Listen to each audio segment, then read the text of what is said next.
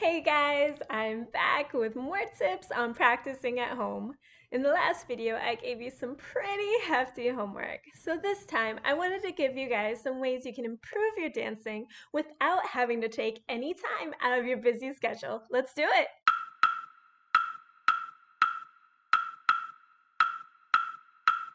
Okay, let's start with our posture. I cannot stress enough how important having good posture is when you're on the dance floor. Not only does it make us look good, but all of our leads and follows should come from our back. So if we don't have good posture, we'll have trouble communicating with our partners on the dance floor. Things like turnout and posture are so deeply rooted in our muscle memory from our everyday habits. The best way to fix them on the dance floor is to fix them off the dance floor in our everyday lives. In other words, we need to be working on it 100% of the time. It's gonna take some dedication, so set yourself up to be ambushed by a million reminders.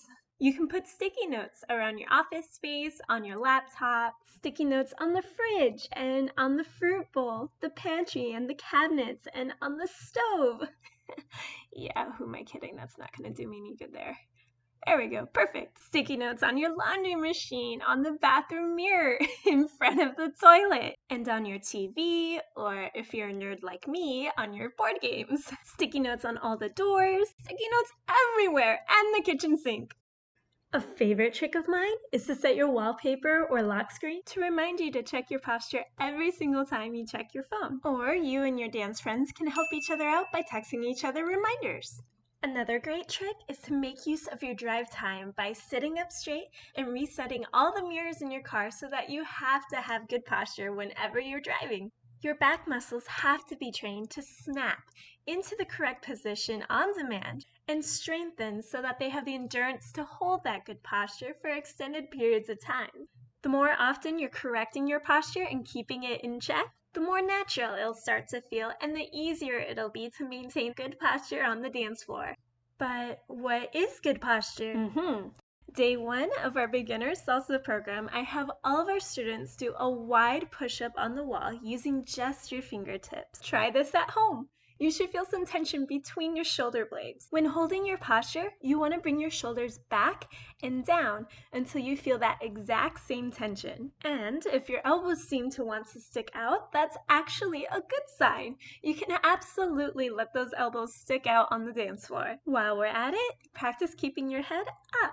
Those of us who are used to hunching all the time have a tendency to keep our heads more forward. If you can touch your shoulder blades to a wall, the back of your head should also touch that wall. We want to bring our heads back in line with our spine and stretch them upwards, nice and tall. Just like with our posture, the best way to practice holding our core and keeping a turnout of our toes is by applying it every single day. And we can do so with pretty much every step we take. Whether you're walking down the street to get boba or coffee, out walking the dog, walking around the parking lot trying to find your car. Seriously, my car is neon green. Or just walking from room to room around your house. Literally every single step that we take is an opportunity to focus on our technique. Keeping those toes turned out helps with our balance and control and keeps us looking sharp, as does holding our core, which helps us engage all the right muscles. Make sure you're squeezing more than just that six-pack. You want to engage your lower core as well. Technically, that's your PC muscle, which is located 3 inches below your belly button. Pretend you really have to pee, but there's a crazy long line. I've also heard other instructors say, squeeze your butt cheeks. Posture, I'm pretty sure we covered that. Just hit rewind. You can also practice keeping those hands up, and ladies can practice that hand styling. Keep those fingers fully flexed and pinch either your ring finger or middle finger down slightly. Pretend your nails are wet, or you're playing cat's cradle and you don't want to drop the string. Once it feels like second nature to maintain these techniques, another way you can utilize your walking time is by pretending you have 7-inch high heels on.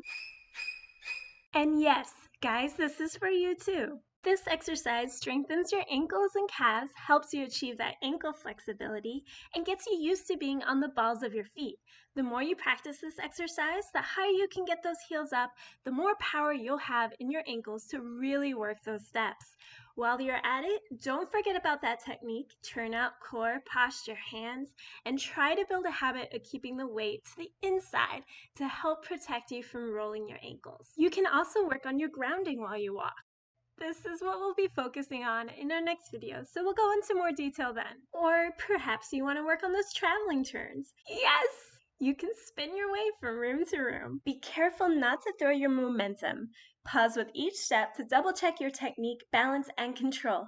Don't forget to practice both sides. And if you get dizzy easily, switch sides often. You can also alternate between this and our grounding.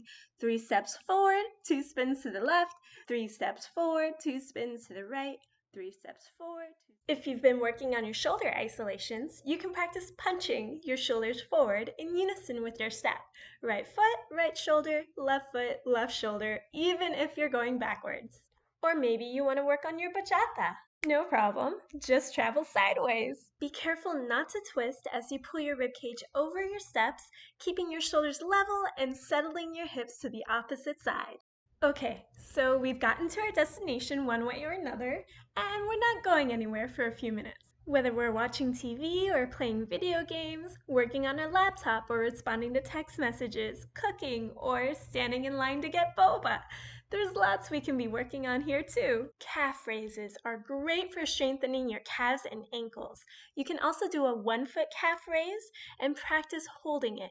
Keep your free foot at your ankle. The tighter you keep that core and posture, the easier it is to balance. Pull up through your head and get as high as you can. As you're first getting the hang of this, you can use either your couch or your bathroom or kitchen countertop for support until you're able to balance on your own. This is a great exercise I picked up from ballet to help you with your balance and your spins. Or you can work on your isolations. Shoulders, rib cage, head, hips, there's so many to choose from. I think I'm out of time for today, but we'll get to those in another video. The bottom line is it's all about multitasking. Even if it's only a few seconds here and there, every little bit of practice that you can sneak in helps, and it'll all add up to better results on the dance floor. As always, have fun practicing. I hope you find these tips helpful. I'll be back with more soon, so please hit the like and subscribe below. Until next time, ciao!